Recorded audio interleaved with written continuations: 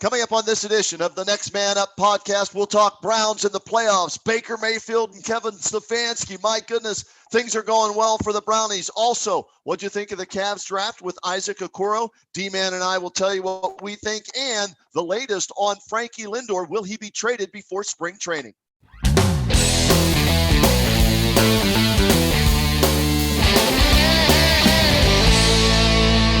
And welcome to a new edition of the Next Man Up podcast here on the Press Play Podcast Network.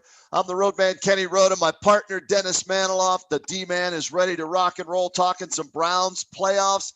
Browns huge matchup. A Browns victory Monday as we're taping this. Shout out to our executive producer, Chase Smith, doing a fabulous job, not only with our show, but the entire Press Play Podcast Network. And stay tuned for big news coming down the pike on that. But right now, Dennis Manoloff, here we are 11 games into the season, and the Cleveland Browns at 8-3 have the fourth best record in all of the National Football League. Who'd have thunk that in year number one of Kevin Stefanski during this crazy pandemic we're living through? You're absolutely right, Roadman. Sign me up for this every year, except for the fact that we can't here in Cleveland. If you're rooting for the Browns, you don't get to sign up for this every year. That's why a season such as this one has to be cherished. Just the third time for this franchise since 1999 that it has guaranteed a non-losing season. So, you had a 9-7 that got to the playoffs with Butch. You had a 10-6 that missed out on the playoffs. And now you have an 8-3 that guarantees no worse than an 8-8. And by the way, if they do go 8-8, something's seriously wrong, because I think this team wins at least 10 games, maybe 11. I'm fired up about the Browns. I'm wishing that the rest of Browns world was with me, because it just feels like there's a little bit of a malaise.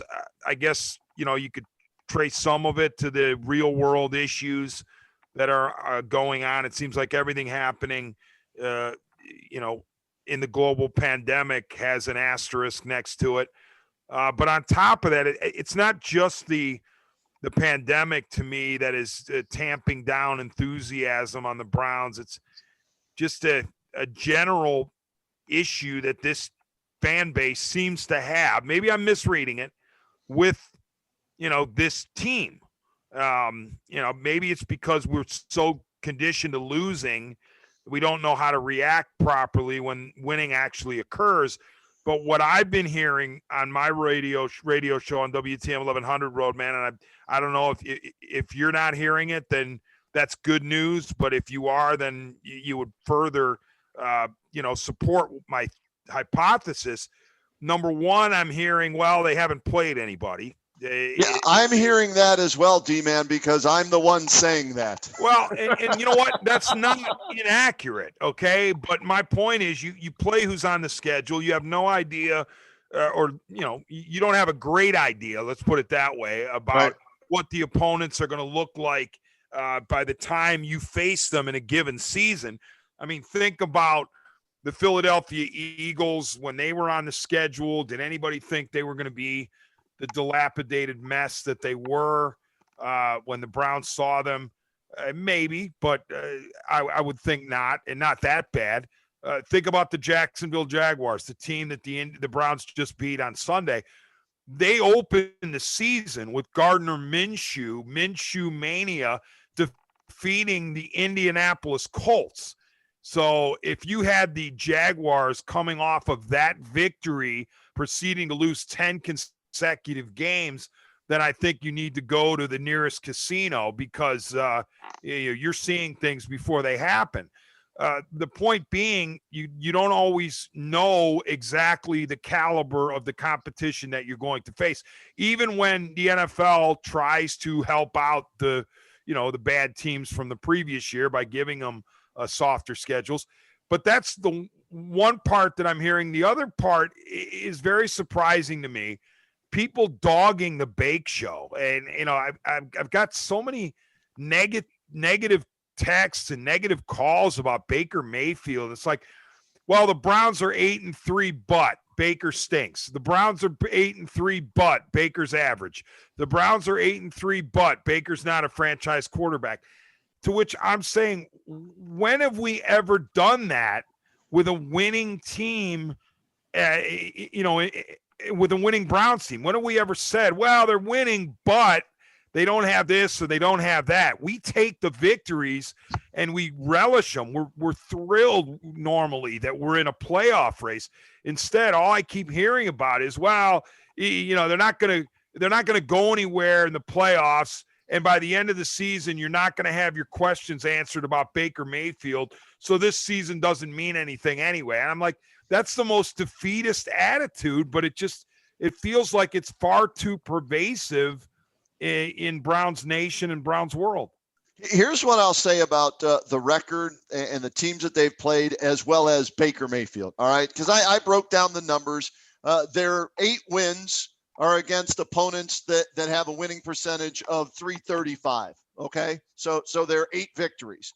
Their 3 losses are against opponents that have a winning percentage of .710. So double and then some of the winning games with the opponents. So for me, this Sunday against Tennessee, and we'll get into this a little later, but this game against Tennessee and even the Ravens, even though they're a complete disaster right now on the field and off the field, these are 2 games where I think we'll get a better feel for exactly who the Browns are and where they are in the pecking order of the National Football League playoff race, because they're playing a first place team at 8-3, same record as them this Sunday. They're playing a third place team behind them in the AFC North, but a team that crushed them the first time they played them this year. So I think as a team, you'll get a better feel. And I need to see Baker Mayfield play well in these next 2 games. Win or lose, I need to see him play well. I'm not expecting Baker Mayfield to be Patty Mahomes. I'm not expecting him to be Ben Roethlisberger or Russell Wilson or Drew Brees or Aaron Rodgers. What I am expecting to see from Baker Mayfield is what I've seen in the last 4 games, where he has not thrown an interception, where he has valued the football better, and he has kept his team in the game, with the exception of the Jacksonville game. I thought the Browns allowed Jacksonville to hang around because of Baker Mayfield. He misses a wide open Higgins in the end zone. I mean, and he took forever to try and throw him the ball. The guy was wide open for 5 seconds. He misses a wide open Landry, on that pylon route. He misses a wide open Kareem Hunt on the 3rd and 1 play. Those are plays that I expect him to make. Those aren't spectacular plays. Those are the average plays. And why did they draft him coming out of college? They drafted him because of his accuracy, right? That was his biggest strength, according to John Dorsey and all the scouting reports you read. That was so accurate. Well, I understand if he's pressured. I understand, if his receiver is covered and he doesn't complete the pass. But when Higgins is wide open on a post, when Landry's dragging across the goal line, when Hunt's wide open in the flat, you've got to make those throws when there's no pressure on you, and it's just an average NFL throw. And to me, he allowed that game to come down to the 2-point conversion late in that contest. And thank you, Doug Marrone, for being an idiot and taking the point off the board earlier in the game. So you had to go for 2 points again. And how he didn't get fired along with the GM after that is another story. But that's where Baker's got to get better. He's doing a nice job of protecting the football, D-man. And for me, that's what I see him. I see him as a game manager. And as long as he doesn't turn it over and they live to play another down, then he's keeping them in the game and giving them a chance to win. But when the average play is there to be made, he needs to make it consistently. Now, having said all that, he made some great throws in that game.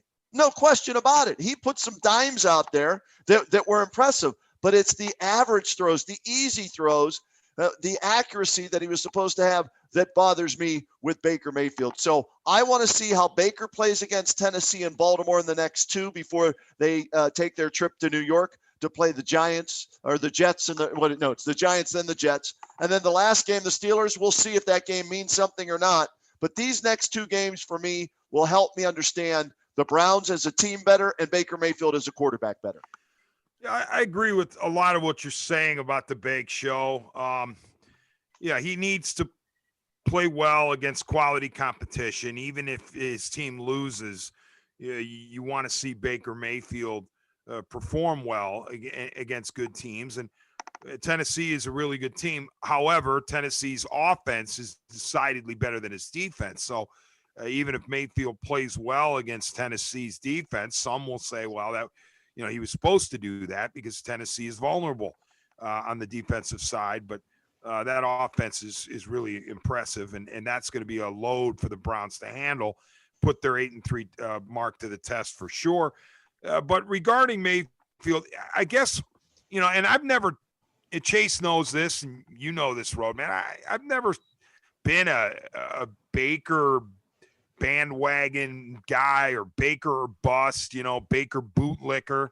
I've kind of been able to sit back and appreciate him or criticize him depending on what I see. It's not like I was invested in him once he was drafted, as if to say, well, he's my guy, he's my guy, he's my guy. I've let other people say that. So I think it's given me an opportunity to be pretty as objective as possible when analyzing Mayfield. And this year, I've seen a lot more to like than I have to dislike, certainly when compared to 2019, when he clearly took, 5 or 6 steps back after the impressive rookie showing in 18. But I guess where I land with Mayfield right now through 12 weeks of the NFL season, 11 games for the Browns is, 61% completions, 2,100 yards, 7.2 yards per attempt, 17 TDs, 7 picks. I sign up for that. That's okay. My point is that on balance, I sign up for it. But I get that his 2 greatest games came against the terrible Bengals. He stuffed the stat sheet against the Bengals, and he's beaten other bad teams. But I'm just saying, if you would have told me, it's the old adage, I guess now, or it's a cliche now, but I like doing it, even though it is a cliche in this case, because if you would have told me at the beginning of the season that through 12 weeks of the NFL season, the Browns would be 8-3, and Baker Mayfield would be completing 61% of his passes and have a better than 2-to-1 touchdown to interception ratio, and more to the point, would have his interception total in single digits, right? I would have said absolutely fantastic, especially when you consider last season, 22 TDs, 21 picks. He clearly needed to cut down on the unforced errors that resulted in turnovers, and he's done that. And yes, in the Jacksonville game, he misfired, as you pointed out. But he did make a series of tight window throws with high velo that were impressive, and I felt like Baker Mayfield was part of the solution, not part of the problem on Sunday, and that's why I remain optimistic about Baker Mayfield, but he does need to show up and show out against quality competition. Now, that said, like I just pointed out about the Titans defense, it's vulnerable this year. Yep. Then he faces the Ravens. We'll see what kind of, what state their roster is. Then he's got a Giants-Jets combination that who knows, but it shouldn't be that difficult to play against either one of those two teams.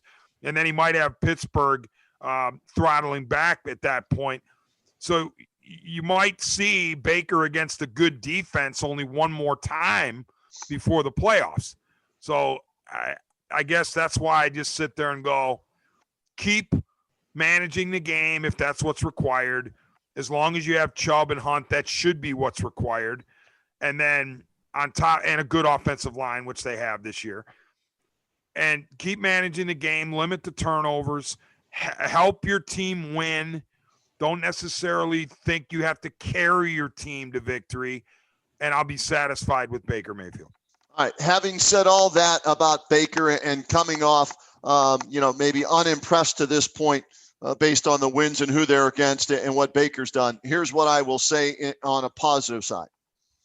And I mentioned this to Chase before we came on the air to tape this Next Man Up podcast. We are not talking about the Browns firing their head coach like the Lions did. We are not talking about the Browns firing their general manager like the Jaguars did, right? We are talking about the Browns battling for a playoff spot. And that is major progress from a team that just a few years ago went 1-15 and then 0-16, right? So baby steps, progress is being made, D-Man. Don't get me wrong. Progress is being made. So the fact that they are in the playoff hunt, they are the top wild card spot now in the AFC through 11 games for them. And I'm with you. They get to 10 wins, they're probably in. They get to 11, they're for sure in as the number one wild card spot in the AFC. And that will be a major step forward. And Chase, maybe you know this, maybe you don't. I believe Baker now is 20-20 as a starter. He's either 19-20 or 20-20 as a starter, as in 40 starts now, right? Yes, 20 wins, 20 losses. 20 wins, 20 losses. I mean, Brian Hoyer has that record, right? Was he 10-6, I think, all time as a starting quarterback for the Browns? That's the best that anybody's done since, the Browns have come back in 1999, and that's a smaller sample size. So the fact that Baker Mayfield has played in 40 straight starts is impressive. So I'm going to give him some credit there. And B, he's got a 500 record regardless of whether he missed wide open throws, whether he had more touchdown passes or interception, doesn't matter. Bottom line is stat is 20-20. That's what you want to see. And to me, that's progress. And to do it in a pandemic year with a first-year head coach is impressive as well. So I'm going to give Baker credit from that standpoint. And I'm going to put Kevin Stefanski in the running for Coach of the Year in the National Football League based on his first year ever as a head coach. We mentioned the pandemic season, no preseason, and they were supposed to start early because he is a first-year head coach. They didn't get to do that. He's putting in his offense. Baker's learning his third or fourth or fifth offense in 3 years, whatever it is. So Kevin Stefanski, to me, has he made mistakes? Yes, but we aren't talking about Kevin Stefanski after games from the standpoint of he needs to be fired. We're talking about Kevin Stefanski from the standpoint that this guy's in the running for Coach of the Year, and maybe finally Jimmy Haslam has gotten it right. They found their coach of the future. So there are a lot of positives at 8-3. There have to be for this Browns football team moving forward this year and beyond. And so we take the good with the bad. It's okay to discuss the bad. It's okay to want Baker to be better in the average, areas. It's all right to criticize, but it's also important to recognize the positives and the organization moving in the right direction. Yeah, Roadman, you stole a lot of my thunder regarding Stefanski, because if I had to assign an MVP, most valuable personnel, to the Cleveland Browns through 12 weeks, I would give the award, the mythical award, to Mr. Kevin Stefanski. As much as I love Nick Chubb, and he obviously is the most valuable player on this team, I don't believe this team would be 8-3 if not for the steady hand of Kevin Stefanski. And by the way, I'm saying this after I thought was Kevin Stefanski made me question him a little bit. I was like, right. Kevin, not now, not this game, big man. I'm propping you up like nobody's business, and you're doing some things in that game that had me scratching my head. But overall, what a fantastic performance by Kevin Stefanski for reasons that you articulated, Roadman. I mean, the fact that first-year NFL head coach, and it happens to come when COVID is ripping through the world and the country, and all kinds of crazy rules and stipulations and protocols pertaining to the sport, an incredibly complex sport as it is. And now you're asking a first-year NFL head coach to try to install everything and try to, instill all the discipline and the culture of winning and all that with these disjointed meetings and, screens up and whatnot. So Kevin Stefanski has been, the calm in the storm, the eye of the hurricane, I guess, if you will, that just been unbelievably steady. Or maybe the eye might not be the calmest part, but the bottom line is he's been incredibly steady. Yep. And, obviously incredibly bright. And I'm glad that when Kevin Stefanski was hired by the Browns, I had an open mind. It wasn't like I said, oh, the Browns missed out on McDaniels, or the Browns were spurned by McCarthy. And thank God, by the way, that McCarthy decided to go to Dallas and not bother us over here in Cleveland. But I wasn't one of those people. I said, you know what, Kevin Stefanski, okay, let's see what he's got. He's obviously bright, and, he has Depot's blessing, and Depot was going to get his way this year. And as it turns out, the law firm of Depot, Barry, and Stefanski has been a revelation for those of us who have followed the Browns for, decades, especially since '99.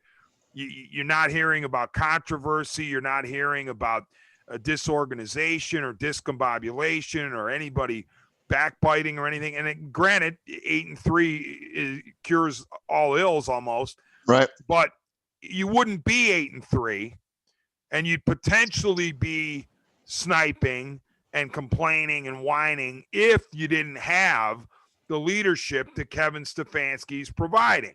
And I think his players go into a game now and they believe they can win. They don't doubt that their coach is going to, not know what to do with timeouts, not know how to manage the clock in the final 2 minutes. Even if Stefanski is confused, which I doubt because he's so bright, he doesn't show it. He never looks disheveled or out of sorts on the sideline. And that's very important body language and eye language for his players to see. You know what? Our coach is in it, and he's going to guide us to victory. And Stefanski seems like a no-nonsense dude. He probably let these players know at the beginning that, hey, I'm a first-year head coach, but if you think you're going to take advantage of me and play all these games behind my back because I'm a first-year head coach, well, there's the door. If you want to play football and you want to win, then you'll listen to me. If you don't, then you're welcome to leave. And it just feels so different with Stefanski running the show than any number of coaches in Browns history. But think about this too. You mentioned some of the guys, but the terrible decision or the terrible situation that Dallas is in with McCarthy. Think about Dan Quinn blown out of Atlanta already, and Raheem Morris, doing a decent job as his replacement. But you got issues. Adam Gase. I mean, imagine being the Jets players playing for that guy. How in the world is Adam Gase still the coach of the Jets? How in the world is Doug Marrone still the coach of the Jaguars? You mentioned Patricia getting tossed. Anthony Lynn, we like him, nice guy, but he can't win. Anthony Lynn does not rhyme with win. So you have various teams all over the NFL, and guess what? None of them is the Browns. Right. Usually we're talking about the Browns as the laughing stock. Well, absolutely. not anymore. Yeah. Usually, the coach is wearing Pittsburgh started it T-shirts, out in public and, jump out of an airplane, get your parachute. Here comes the train down the tracks and you don't wear orange or brown. None of that. We're not talking about, the coach as a punchline. We're talking about a coach that has earned respect, that is showing leadership and is doing it in his first year as a head coach and offensive coordinator. And has also done it minus for at least one game with all of these guys. Garrett, Chubb, Ward, OBJ, Teller, Conklin, Greedy Williams hasn't played at all. Think about that. some of the key players. Delpit it hasn't even suited up yet as a rookie. The safety out of LSU. So that's a tip of the cap to Kevin Stefanski for sure, and he should be in the conversation. Roadman, let me jump in. Jump in. A great point you made about Kitchens. Here's what I think happened among many things last year. Freddie Kitchens came in. Well, he didn't come in 19, but he was already there, and he had kind of, as assistant coaches tend to do, they become sounding boards for players who are griping, and they become, like maybe father figures or buddies while players complain about the head coach. And the head coach understands that in the paradigm, the assistant coaches are going to be the ones that are confided in, and they're going to be the ones that are the sounding boards. But I think what happened with Kitchens when he graduated from the position coach to the head coach is he desperately wanted to maintain that coach's buddy or player's buddy dynamic. And he wanted to be a quote unquote player's coach. And he desperately tried to let his players know, hey, I'm one of you guys. I'm in it with you. Let's have some fun together. And I've got your back at every turn.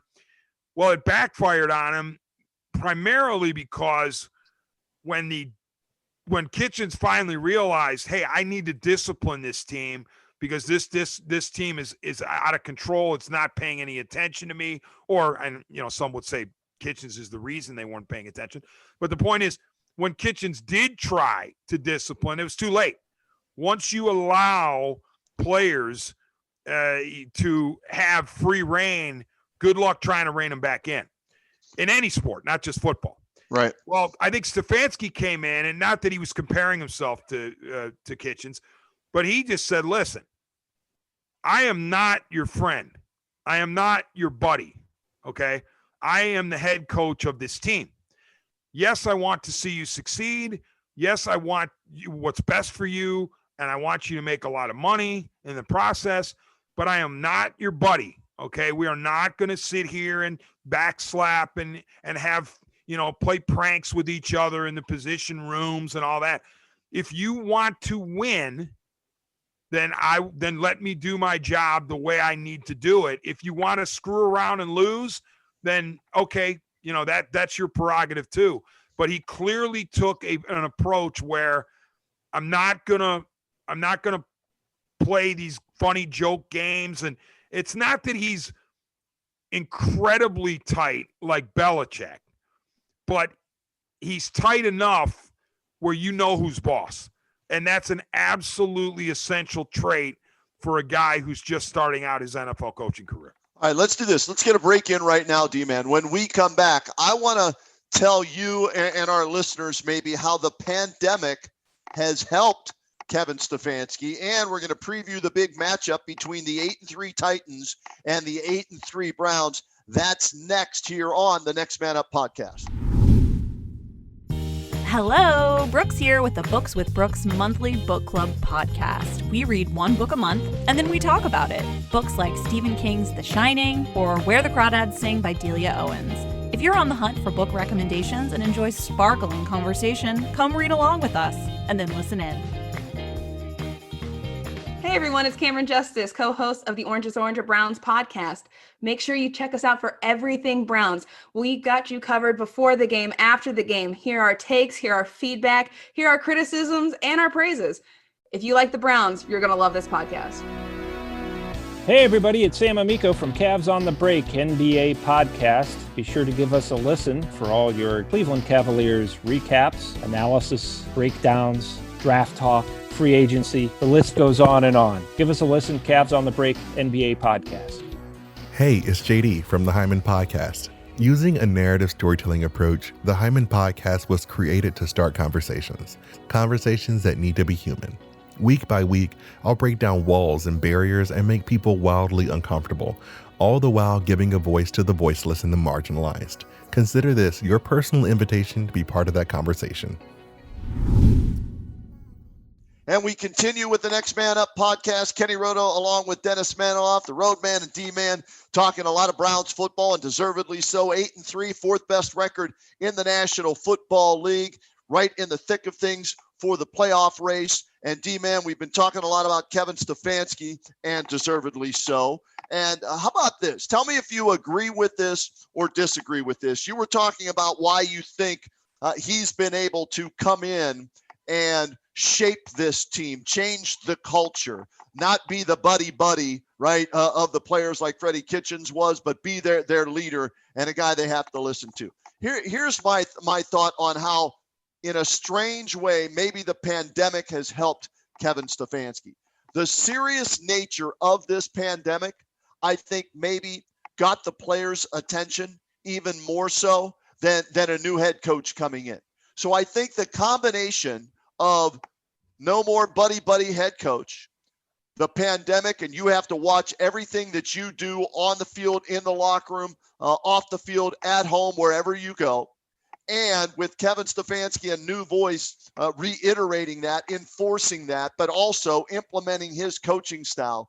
I think because the players have had to be more in tune, in touch, focused on this pandemic of just getting through the season, I think helped Kevin Stefanski from a standpoint of, he's showing leadership, but the players had to be held accountable individually as well if they wanted to make it through this season and play for him. So I think in a strange way, this pandemic maybe has forced the players to pay more attention to the coaching staff as well as everything else that they do, D-Man. And therefore, they have given Kevin Stefanski their undivided attention, maybe even more so than they would without the pandemic. Sounds maybe a little crazy, but I've heard this theory in other ways as well with businesses and how people are performing or maybe even overperforming in the real world business because of everybody working at home, and that things may change where there may be more people working at home after this pandemic ends because of what was accomplished.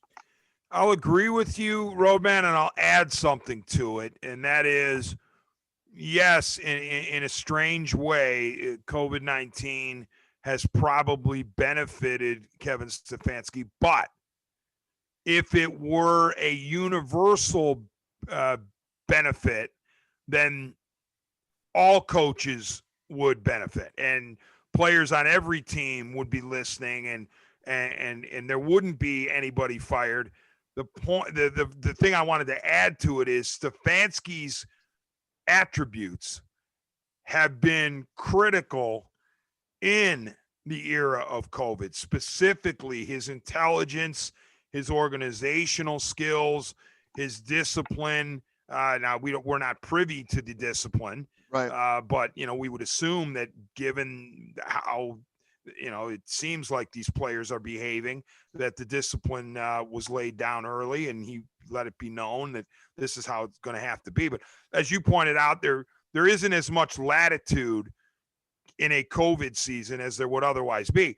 But if you didn't have somebody with Stefanski's mind, and if he was coming to work scatterbrained, and if he was disorganized, and he wasn't able to install his offense the way he needed to, and if he was a game day disaster, a la Kitchens, then it wouldn't matter. Then the COVID benefit would be gone because, a bad coach will supersede that potential benefit. But given that you have the attributes of Stefanski, and he's doing it in a pandemic that forces the kind of structure that he's looking for, then it's a mutually beneficial thing. Obviously, no one wishes that COVID were around, but if it is going to be around, he's the type of coach you want in charge of your team. All right, let's preview the matchup against Tennessee this Sunday. 1:00 on the road at Tennessee, D-Man. 8-3 Titans, first place in their division. 8-3 Browns, second place in their division. They both love to run the football. They feature two of the best running backs in the National Football League, in Henry and Chubb. Your thoughts on what the Browns need to do to impress me, right? Beat a team with a winning record, and get a victory on the road at Tennessee. Roadman, the Browns need to possess the ball, I don't know, maybe 40 minutes on Sunday, because that offense for Tennessee is nasty. I mean, Ryan Tannehill is playing really good, really well. I'm looking at his numbers here: 65% completions, 2,600 yards, 23 TDs, just 4 picks. Ryan Tannehill. Remember the Tannehill Express coming out of what was it, A&M? Yep. And all the hype, and then he fell along. He stumbled and bumbled a little bit, and resurfaced finally after a few stops, I think, in Tennessee, and has taken the reins there after being a sub, and now he's the man, and he got rewarded for it contractually. So you've got Tannehill at the quarterback, but he's not even, the first guy mentioned when you talk about these the studs in this offense. Derrick Henry, of course, beast mode. Did I call him Travis Henry? I might have called him Travis Henry. I'm sorry, Derrick Henry. I gotta give respect where respect is due. My bad. Freudian slip there. Yeah. Derrick Henry, 1,257 yards and 12 touchdowns. And, A.J. Brown is just a man among boys. And, they've got all kinds of weapons. Corey Davis. Everywhere you look on offense, they are potent. They dust busted the Indianapolis Colts this past Sunday at Lucas Oil. Let me see. What's their point totals here? Let's see. On their way to 8-3, they had a tough one early, 16-14 at Denver, 33-30 over Jacksonville, 31-30 over Minnesota, 42-16, 42-36. Lost to the Steelers, 27-24. Somehow lost to the Bengals at Cincinnati, 31-20. Beat the Bears, 24-17. Lost 34-17 to the Colts. So they're 30 points waiting to happen. And you've got them at home, and you're going to get their best shot, presumably, as long as they're not hit with COVID, because I think everybody came out of the Colts game healthy. So it's incumbent upon the Bake Show and Chubb and Hunt to figure out a way to control the clock. And this is where Kevin Stefanski is going to have to be at his best, because he's going to have to do to the Titans what John Gruden and the Raiders did to the Browns a few weeks ago on the lakefront in the bad weather, where the Raiders realized, we can't throw the ball in this wind, and neither can Cleveland, but we've got a physical offensive line, and their defensive line, isn't as physical as our offensive line. So we are going to run Josh Jacobs down their throat. And what happened? The Raiders won 16-6, so their offensive output was nothing to write home about. The difference in the game was 38 minutes possessing the football as opposed to the Browns 22. So if Cleveland can put together the methodical drives, the matriculate the ball down the field stuff, then I think they'll be fine. But that's a tall order no matter what. Even if Tennessee's defense has sprung a lot of leaks this year, it's still easier said than done to go into Tennessee and control the ball for 38 minutes.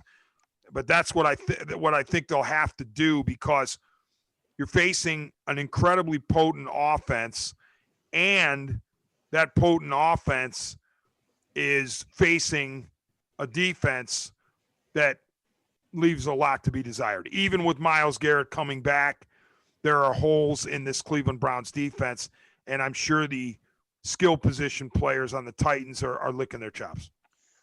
Weather on Sunday is supposed to be around 50, slight chance of rain, minimal, nothing major with the wind factor as of today when we're taping this Monday night. A lot of things can change with the weather, as with COVID, as we're finding out, everything's day to day. But so the weather doesn't look to be a factor. D-Man, I think, as I look at this matchup, turnovers are going to be key.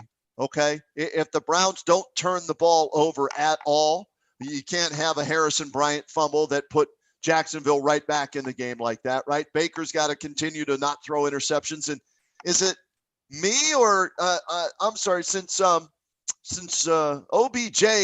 got hurt, has Baker, I don't believe he's thrown an interception, has he?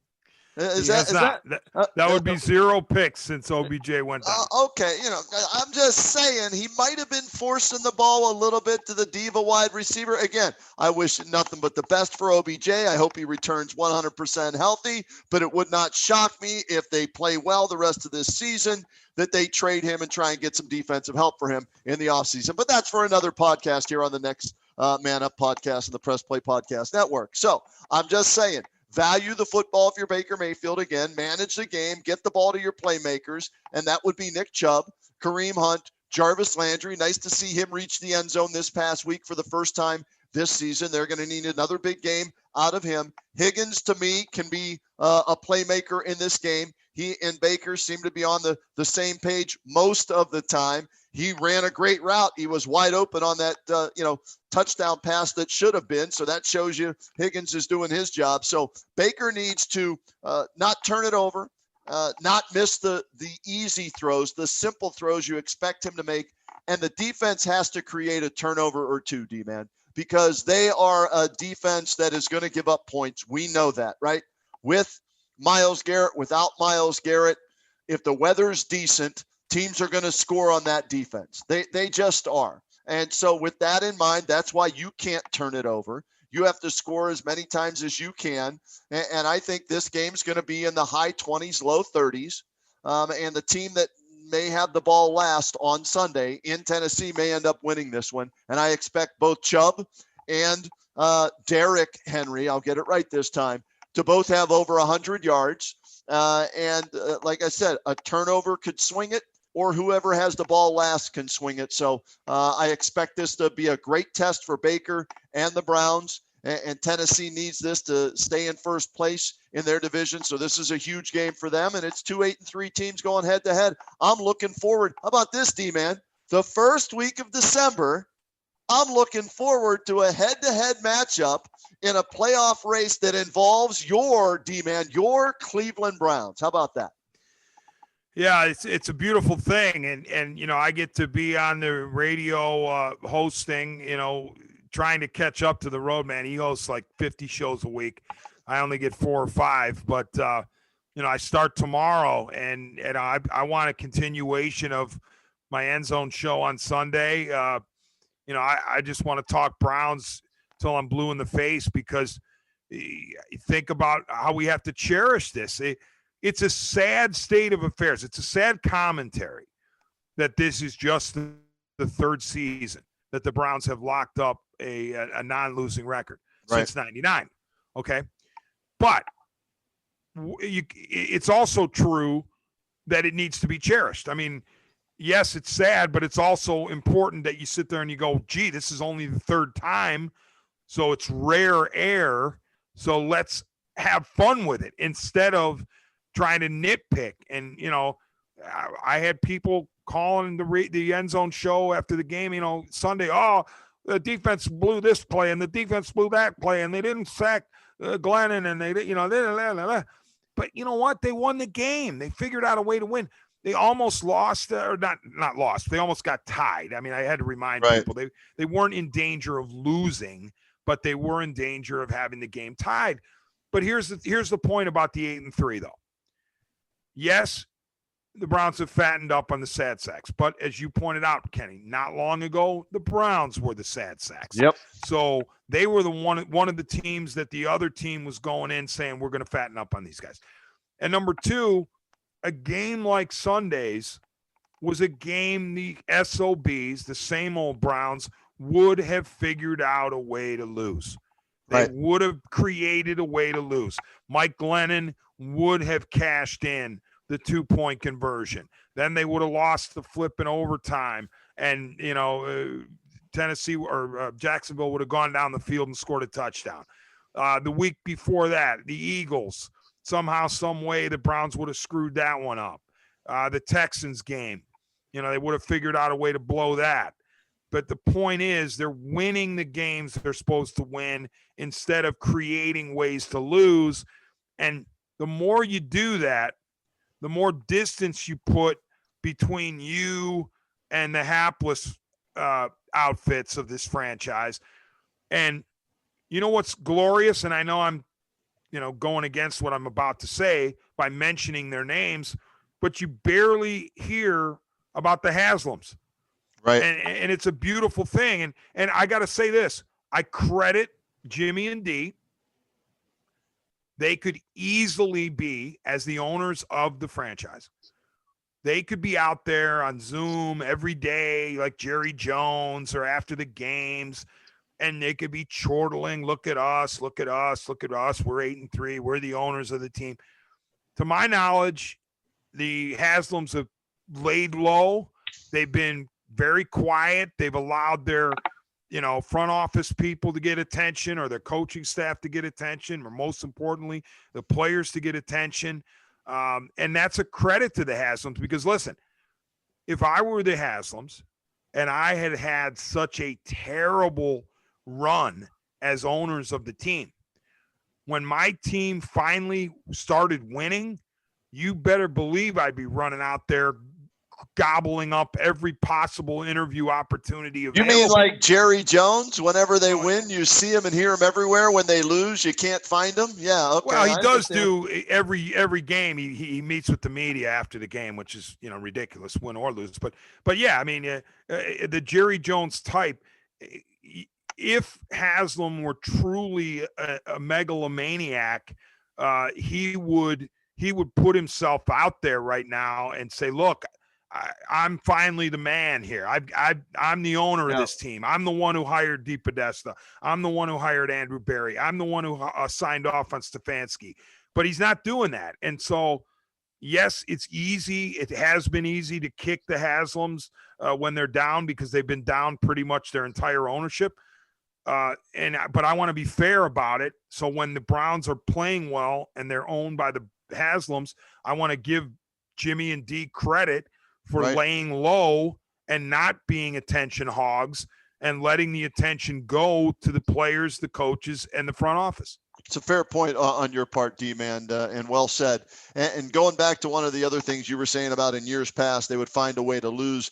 I remember using this phrase quite a bit, prior to this season with the Browns. Nobody, and I mean nobody, snatches defeat from the jaws of victory better than the Cleveland Browns. And that was the staple since 1999, with the exception of 2 seasons, right? Well, this year, it's not the Browns where you use that phrase. You can pin that on somebody else, and that's a positive step for this football team moving forward. So we'll see what happens this Sunday at Tennessee. Hey, real quick, D-Man, your thoughts on the Cavs draft as we wrap this edition up of the Next Man Up podcast.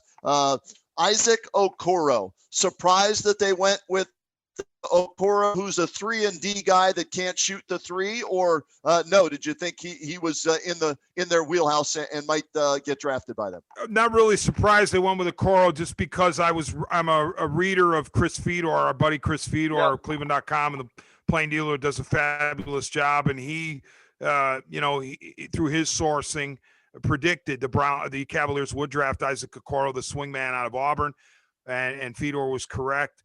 I felt like anybody was on the table once the big 3, and you use that term a little bit loosely, because this draft, as we know, is not like regarded as a incredibly awesome bonanza draft, right? But the big 3, and Edwards, Wiseman, and LaMelo, after that, you figured those 3 would go the top 3, and they did. After that, then the Bulls were the wild card at 4. They wind up going with what's his name, Williams, I believe. Patrick Williams, yeah, and that's the guy I heard that the Cavaliers did have some interest in, D-Man, and that the Bulls made it easier for the Cavaliers to select Okoro because Patrick Williams was selected at number 4. Okay, all right, and listen, I'll also buy the hype, because you always have to do it with a grain of salt when it's New York. But I'll buy the hype that the Knicks were itching to get to 5 with the Cavaliers, do a deal with them, because they desperately wanted the New York City-born Toppin. I believe he's Brooklyn native. And so they wanted Toppin in the worst way, and they were afraid the Cavs were going to take him. And I think the Cavs would have been willing to do a deal with the Knicks for what would have amounted to 8 and 23. Right. But the Cavs also wanted an NBA player of their choosing or of a particular group, and the Knicks balked at that. So the talks broke down, or at least that's what I heard happened. But I believe that the Knicks did want to get to 5 to ensure themselves topping. I also think the Cavs didn't necessarily want to trade out of 5 because they thought that if they went to 8, they might lose Okoro at 6 or 7. So it worked out. I think the Cavs got the guy they ultimately wanted. This is a group, the Cavs under JB Bickerstaff, that desperately needs anybody who, calls on defense, right, as part of his repertoire. So I look forward to the Cavs camp opening December 1st. A bunch of young guys with some old guys. Of course, TT won't be there. Tristan Thompson moves on to the Celtics. But Double T, you're going to throw the hammer down in Boston. But I'm looking forward to the Cavs. I can't wait. Yeah, you know what? I'll be honest with you. The buzz isn't there for me as in years past. I totally forgot that training camp starts December 1st, Tuesday of this week. We were in the middle of our show, and I got an email from the Cavs reminding me of that with the roster. So I put it up on our webpage at WHBC.com. So, in the crazy pandemic world we're living in now, the season just ended. There was the draft, and we should be playing games already, but we aren't.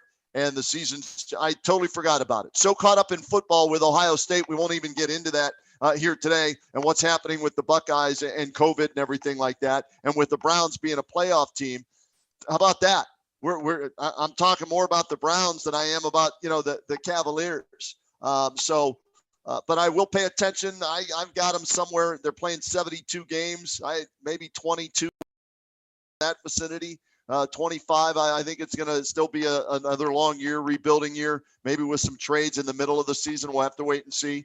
But I love basketball. It's my first love, so I'll follow them and see how Okoro does, as well as some of the other guys that they've added. I need to go look at the roster to see who's actually on the roster this year. And one breaking news bulletin here: the Indians made a trade. D-man, they traded Adam Simber to the Miami Marlins. In return, they got a washer, a dryer, a bag of baseballs, some pine tar, and some cash considerations for Adam Simber. He's similar to Ed Monix from the movie Semi-Pro when they traded him for a washer and dryer as well. So no Brad Hand, no Adam Simber. Both came over in the same trade a few years ago, and they got a little bit out of hand, but no pun intended there. But they didn't get much out of Simber, and so not sorry to see him go. And anyway, they can get money. Now they're going to do that, and it's just a matter of, and this is where I want your input, D-Man, a matter of not who he's traded to, not if he's traded, but when is Francisco Lindor going to get dealt? Do you expect it before training camp happens in Arizona, if there is training camp? There's no question he'll be dealt before training camp. I think the Indians put it out there that they'd be willing to wait as long as the beginning of camp because they wanted everybody to know that they weren't just going to settle for the first offer that came down the pike. But they clearly would like to get this particular player moved. And so it wouldn't shock me at all if it's done in December. There's a finite number of suitors for Frankie Lindor. I don't buy the notion that a team is going to rent him for 1 year. I think that's a smokescreen. You hear about the Reds potentially for 1 year. I don't buy it. I think the team that acquires Frankie Lindor is going to, number one, have to have cash because that team is going to sign him long term. They're not going to rent him. And number two, they're going to have some players, either a bevy of prospects or prospects with a couple of major leaguers mixed in. And there's only a few teams in the league that meet those criteria. And one of them is the New York Mets. And they, are now owned by Steve Cohen, who purchased them for a couple bricks shy of $2.5 billion. So Mr. Cohen is itching to spend, and He'd love to make splashes everywhere he could. And so, and I know Frankie Lindor has got to be like, get me to New York as fast as humanly possible. Right. Because Lindor is at the mercy of the Cleveland Indians here. And this is where Lindor's people, whoever they are, whoever his representatives are, they have to continue to stay on Antonetti and Chernoff and say, listen, get us out of here, get us out of here, get us out of here, get us out of here, because they can see the writing on the wall. They recognize that MLB's coming off a COVID-ravaged revenue, and MLB is going to be probably starting next season's camp with the cloud of COVID over it as well. Right. So revenue is not pouring into MLB or into these franchises. Lindor wants to get paid, and he doesn't just want to get paid. He wants to get paid $350 to $400 million. Only a few teams can do that. So if I'm Lindor and I see the Mets just got purchased for almost $2.5 billion by an owner who can't wait to try to compete with the Yankees, I'm in Antonetti and Chernoff's ear 24/7 saying, give me to the Mets, give me to the Mets, give me to the Mets. Yeah, but there are they other need to possibilities be in his ear and say, no, we're not giving you away. We're going to trade you to whoever we get the most in return for you. Right. They have to stand pat and be strong and not give in just to please Frankie Lindor and his representatives. That's true. And that's the push-pull that you have, because the Indians are looking out for what's best for them. Right. And here's the other part of it. And I know we're going long on this. I apologize. Hopefully producer extraordinaire Chase will not get mad at me for this. But if you're Frankie Lindor, you have this in the back of your mind. Okay. Last offseason, and this is just me reading the tea leaves, putting together what I believe I know about the game of baseball. Last offseason, the Cleveland Indians were trying to move Frankie Lindor. Their premier trade partner was the Los Angeles Dodgers. Right. The Indians engaged in heavy talks with the Dodgers. It is my belief, I don't have proof, but I have read enough tea leaves and I've been around long enough to believe that I'm right. It's my belief the Indians asked for more than the Dodgers were willing to give.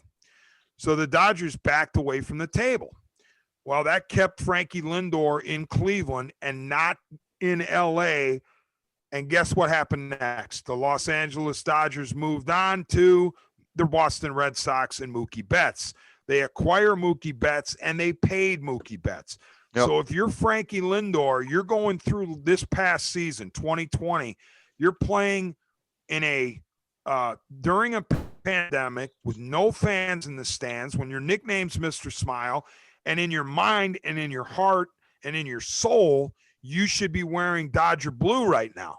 And instead, you got a case of the blues because you're still with the Indians. You can't say anything because you don't want to be, Mr. Negative. You don't want to belie your nickname and your reputation as being a team guy.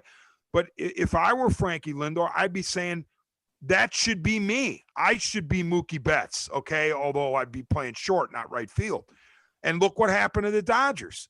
The Dodgers won the World Series, and Mookie Betts is paid bazillion dollars, and he's the happiest man on the planet. So if you're Lindor, you carry that into this offseason, and you're saying, I can't go through this again where the Indians, get in deep with a team and then they back away because they have me for one more year of control and they decide they're going to ride me out for one more year. I mean, that's where Lindor would go stir crazy, you would think. So, yes, it is incumbent upon Lindor to try to make sure he gets moved. But as you point out, Roadman, the Indians can say, Frankie, if we don't like any of the deals in front of us in the next couple of months, then you are reporting to Goodyear, Arizona as a member of the Cleveland Indians in March or February. Yeah, it's going to be interesting to see how, Antonetti and Chernoff handle this and, how much they hold out for, because they need to get a haul for him, Dman. He is the face of the franchise. Yeah, you could say, well, he hasn't been an MVP candidate like Jose Ramirez. I understand that, and that's a fair argument. All right. He should have been the guy that was in the top three different times, right? But he been. So, but potential, if you're looking at it, he's got more of it on the field, off the field than Jose does. And so therefore his value is going to be more to the Indians organization as well as whoever they will trade him to. All right, that's it, D-Man. This Next Man Up podcast coming to an end here. We'll see how the Brownies do against the Tennessee Titans. The Cavaliers are getting training camp underway, and we'll wait on this Lindor trade. Any final thoughts before we say goodbye? Just thank you very much to Chase and the Roadman, and I can't wait to contemplate a 9-3 football team. Sounds good. Thanks to Chase Smith, our executive producer here on the Press Play Podcast Network. I'm Kenny Roda. He's Dennis Manoloff. Stay with us. We'll be back in, a week, 2 weeks, somewhere in that vicinity as we bring you the next edition of the Next Man Up podcast.